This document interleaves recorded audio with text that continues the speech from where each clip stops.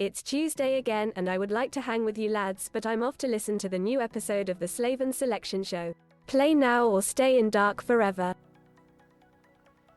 Every challenge presents an opportunity, or to use a phrase from Littlefinger's, chaos is a ladder.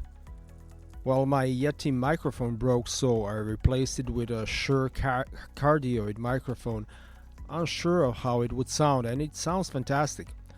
Additionally, because my schedule for not podcasting is insane, I'll just record whenever I can. Hopefully I'll be returning to my OCD Tuesday soon, and I'm also thinking about doing interviews and working together with someone else, but not until September. Hi there, and I'm not going to say Happy Tuesday for a while. This is little out of date and I realize it's been a few days, but I think there is still time to discuss the solar maximum cycle and recent solar activity. I'm listening to the Sunshine soundtrack, which was written and produced by the electronic band Underworld and film composer John Murphy for Dennis Ball's science fiction picture from 2007. I kinda like it. Rekindle the dying sun with this medium slow burn story that puts you in the front row of the spaceship Icarus II. It might have also been a Ray-Ban advertisement. Hello, does anyone still wear aviators? Well, these days it's either Bolet or Oakley, I would say. Why would you include Ray-Bans in a quite good visual product like the Sunshine when they're so outdated? Time flies, who cares? We still have a few billion years left. By then, it will most likely be far higher on the Kardashev scale and fully capable of pulling the planet farther away from the sun and into the new Goldilocks zone. Or I can dream about it, anyway. In the event that the sun were to abruptly go offline, it would take us 8 minutes to grasp that anything we believe to be true could be false. After that, over the course of a few weeks or months, we will freeze to death. From the Incas of antiquity to modern Japan, the sun holds a particular position in our small planet. In Canada, we were treaty to some amazing cosmic phenomena on May 11 and 12. Prior to it, there was a solar eclipse on April 8th, and if it wasn't cloudy in Ontario, it would have been spectacular. This solar event is still visible, although it's the mid-May already, and I'm not talking about a solar eclipse, I'm talking about the sun's behaving badly. Well, as of May 11, Hydro-Quebec claimed that there had been no blackouts or power interruptions due to the strong geomagnetic activity and solar flares. Nothing blew up this time, but the last time, back in the 80s, the damage was serious. A strong geomagnetic storm brought on by solar coronal mass subjection, or CME, on March 13, 1989, which resulted in a widespread power loss known as the 1989 Quebec blackout. Strong electrical currents caused by this geomagnetic storm tripped circuits breakers in Quebec's power grid, resulting in a nearly 9-hour-long blackout across the whole province. On March 10 and 12, the sun unleashed two massive solar flares that propelled billions of tons of plasma toward Earth. The initial CME prepared the way for the second, greater one, which struck Earth's magnetic field with tremendous force on March 13. The major solar storm hitting Earth in May 2024 did not cause any significant power outages in Quebec, thanks to improved preparedness and grid resilience measures implemented by Hydro-Quebec since the infamous 1989 geomagnetic storm that caused a 9-hour blackout in the province. Hydro-Quebec has since taken action to harden its equipment and increase the grid's resistance to solar storm-generated geomagnetically induced currents, or GICs. This entails enhancing operational protocols based on space weather forecasts putting blocking capacitors in place, and updating protection devices. The preventive measures saved us this time. Although Quebec witnessed breathtaking aurora borealis during this strong solar storm, the province's electrical system was far more equipped to withstand the geomagnetic disturbances than it was 33 years ago. And you know what I've been wondering about a lot lately? Let's imagine that our sun or another star is surrounded by a Dyson sphere. How far might the energy be harvested without causing harm to the actual equipment? Thought-provoking. Please share your thoughts, but now let's do some basics. The source of heat and light that keeps life on Earth possible is the sun, the star at the center of our solar system, and here are some important sun-related facts. The vast life-giving star at the center of our solar system is driven by nuclear fusion reactions and is the source of both Earth's climate and life as we know it. It is a massive hot ball of glowing gases with a diameter of about 1.39 million kilometers and making it 109 times wider than Earth. The Sun's mass accounts for 99.8% of the total mass of the entire solar system. It is composed primarily of hydrogen, 73%, and helium, 25%, with smaller amounts of heavier elements. At its core, the extreme temperature of around 15 million Celsius allows nuclear fusion reactions to occur, converting hydrogen into helium and releasing the energy that the sun radiates outward as sunlight. And heat, of course. The visible surface we see is the photosphere with a temperature of around 5,500 Celsius. Above it are the chromosphere and the extremely hot outer atmosphere called the corona, which reaches over 1 million Celsius. The Sun is a G-type main sequence star, sometimes called a yellow dwarf, that formed about 4.6 billion years ago from the gravitational collapse of a giant molecular cloud, completing one revolution every 225 to 250 million years. The Sun provides the light and warmth that allows life to flourish on Earth, and its gravity holds the solar system together, keeping planets and other objects in their orbits. Yes, the Sun is classified as a yellow dwarf star.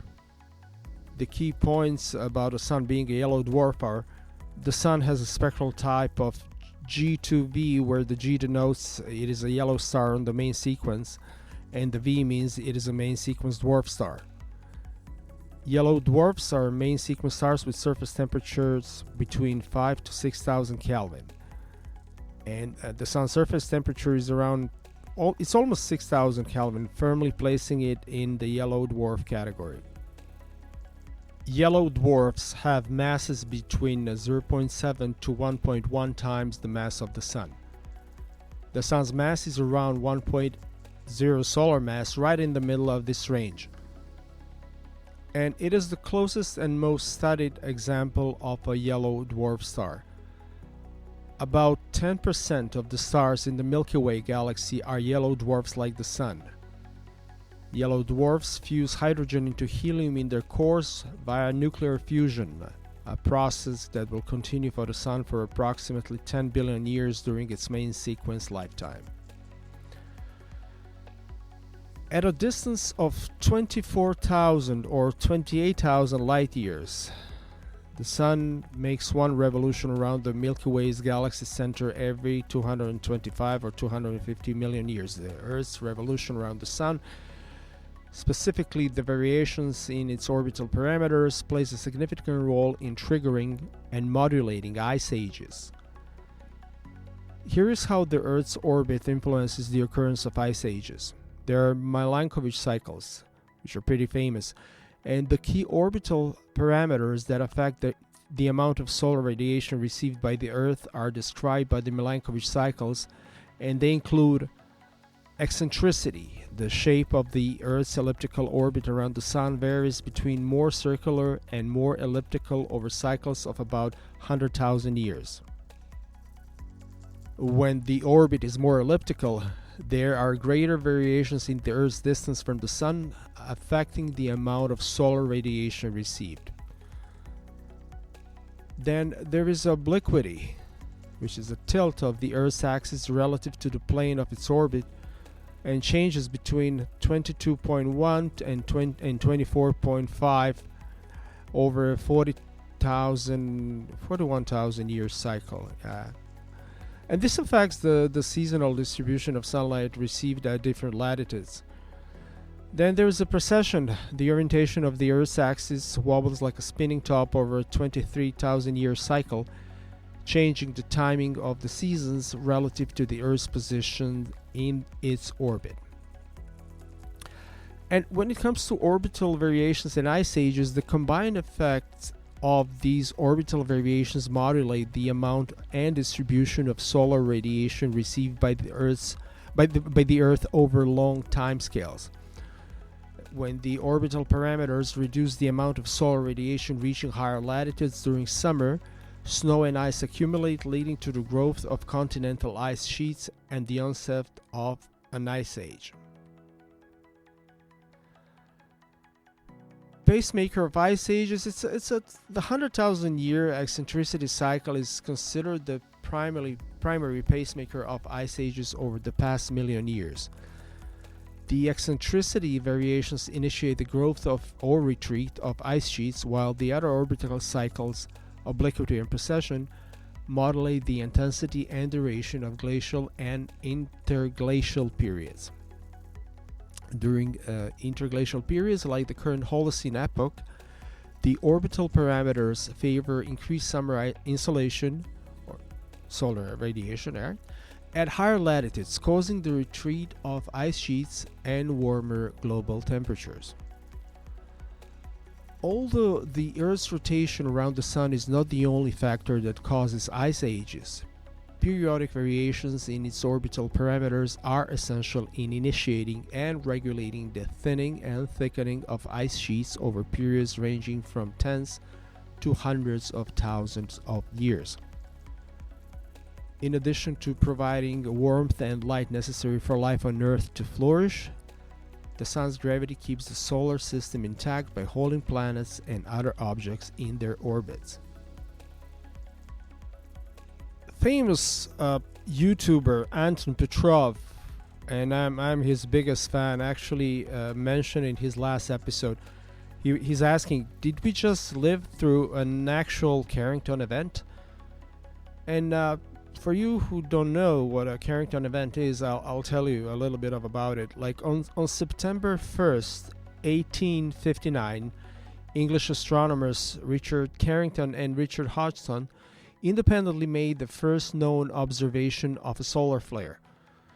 They noticed a white light flare on the surface of the Sun, which they sketched.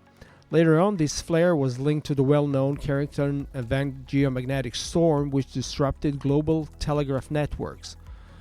And for many years thereafter, telescopes with appropriate filters were used to observe solar flares mainly in the optical hydrogen alpha wavelength. As you know, the solar maximum is the peak period of activity during the Sun's approximately 11-year solar cycle. The Sun goes through cycles of high and low activity that repeat roughly every 11 years, varying between 9 and 14 years for each cycle. The cycle is driven by the Sun's magnetic field, which builds up and becomes increasingly distorted until it eventually reverses at the solar maximum point. During the solar maximum, there is a higher frequency of solar flares, coronal mass ejections or CMEs, and increased solar wind. The number of sunspots on the Sun's surface reaches a peak during this time. Solar radiation output increases by about 0.07 compared to the solar minimum. Increased solar activity can lead to more auroras, northern and southern lights, visible at higher latitudes. Solar storms and CMEs pose risk of disrupting satellite operations, communications, GPS, and power grids on Earth. Radiation from solar flares is a hazard for astronauts in space and as passengers on high-altitude flights as well. The so-called solar cycle 25 began in December 2019 with the next solar maximum predicted for July 2025 with around 115 sunspots at its peak. Some researchers suggest cycle 25 might be stronger than the previous week cycle 24 based on analysis of recent solar terminator events. However, official forecasts still expect a fairly weak cycle 25 maximum, continuing the recent trend of diminishing solar cycle intensity.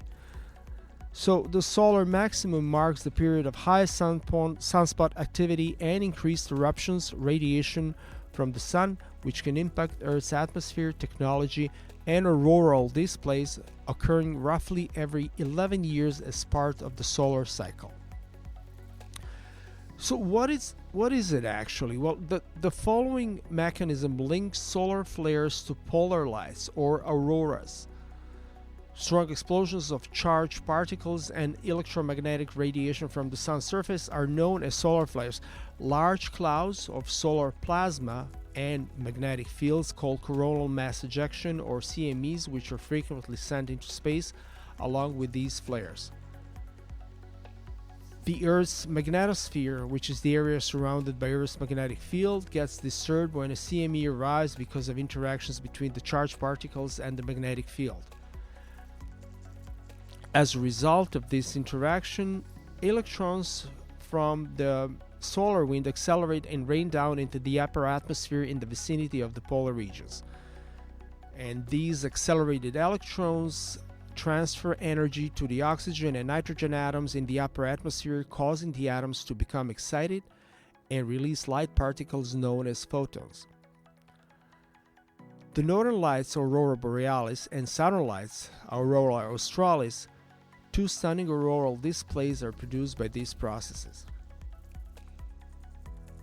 So in general, this is what happens. Powerful charged particles from solar flares and CMEs are the source of the stunning auroral light displays. These particles impact with Earth's magnetic field and rain down into the upper atmosphere around the poles, igniting atmospheric gases.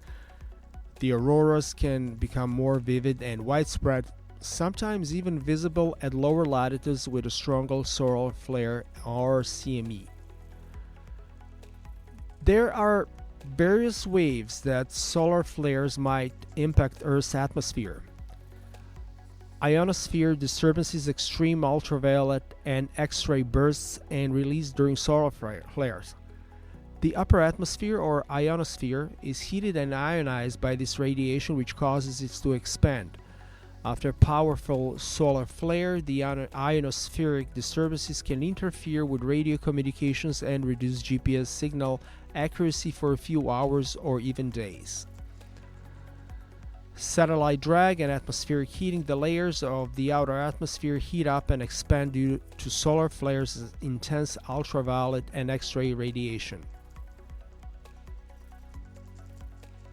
Low Earth orbit satellite orbits may be impacted by this increase in air drag, which could reduce the satellite's operating lifespan. Well, auroras and coronal mass ejections, which are enormous clouds of solar plasma and magnetic fields, frequently accompany solar flares. By propelling charged particles into the upper atmosphere, a CME striking Earth's magnetic field has the potential to intensify auroras at high latitudes and cause geomagnetic storms. Auroras may appear at latitudes lower than usual as a result of powerful solar flares, as I have said. And astronauts in space and passenger crew on high-altitude aircraft trips might be in danger. When significant solar particle events occur, astronauts could need to seek refuge in more protected sections of the spacecraft. The ionosphere and high atmospheric layers can be disrupted by solar flares, radiation, and energetic particles, despite the fact that they cannot directly affect Earth's lower atmosphere.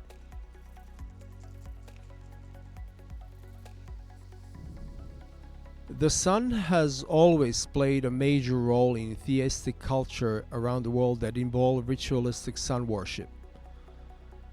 Sun worship and sun deity veneration were common practices throughout several ancient civilizations. Here are a few noteworthy instances. The Greeks introduced sun worship to the Romans, who revered Sol Invictus, or the unconquered sun. The sun deity Surya was considered as a source of life and energy and had a significant part in ancient Indian religions such as Hinduism. There are Surya-focused hymns throughout the Vedas. Then there's the sun deity Ra, who was pictured as a man with a solar disk above his head and a falcon-headed appearance, was revered by the ancient Egyptians who practiced a widespread sun worship. The sun was regarded as the monarch of life and Ra as the king of the gods. Other sun gods in Egyptian mythology were the morning sun, Khepri, and the evening sun, Atum. Ancestor of the ruling Inca line, Inti was the sun god worshipped by the Inca civilization of South America. The Inca emperor was regarded as Inti's living descendant. The Incas constructed sun temples like Oricancha in Cusco and observed sun festivals like Inti Raymi. So if you're into that, if you like to learn more about Incas, I would suggest you to listen to my one of my episodes, which was on I think it was about equinoxes. I don't remember. Just go through it and look for it, and I'm pretty sure you would like it. So sun worship was a major component of the religion of the Aztec people of Mexico as well. Tonatiuh was their sun god, as he required human sacrifices to stay alive. The central image on the Aztec calendar stone is of Tonatiuh. The sun was also represented by the Greek god Helios, who traveled across the sky every day in a chariot pulled by flaming horses. And in art and fiction, the sun, again, there's a Helios who was a well-known figure in classical Greek literature, and one example of his prominence is the epic poem The Odyssey, where Odysseus is cautioned not to hurt the sun's god livestock. In plays such as Romeo and Juliet, William Shakespeare employs sunlight as a metaphor for rationality, truth, and passionate love. Sonnets such as Ode to the West Wind and The Cloud by romantic writers like Percy Bysshe Shelley, John Keats, and William Wordsworth personified and exalted the sun's life, giving warmth and beauty. Sunshine is a symbol of hope, joy, and fresh starts in modern literature. And this is seen in the last lines of Scott Fitzgerald's The Great Gatsby. And painters, impressionists like Claude Monet, Pierre-Auguste Renoir, and Camille Pissarro were renowned for their brilliant use of color and brushwork in portraying the ephemeral effects of sunshine. Monet's skill at capturing the motion of light at various times of day is evident in his well-known Haystacks and Rouen Cathedral series. Romantic landscape paintings of the American wilderness by Hudson River School artists like Thomas Cole, Frederick Edwin Church, and Albert Bierstadt frequently included bright sunlight, and bright yellows and warm tones were employed by post-impressionist painters like Paul Gauguin and Vincent van Gogh. I'm pretty sure you're familiar with Sunflowers and Café Terrasse at Night, among other works, to represent the brightness and meaning of the sun. Large-scale works like the Weather Project, made by modern artists like Olafur Eliasson, immerse spectators in a synthetic sun-like setting. And no doubt, without the sun, we wouldn't be here. We are always told that we are a small, pale blue dot. And I like to say that we're not really dimensional, rather we exist on one-dimensional sphere. Sea creatures, certain insects and birds are going up and down. Ants are not. Well, humans have jets and helicopters, rockets. So now we can. But basically we are two-dimensional.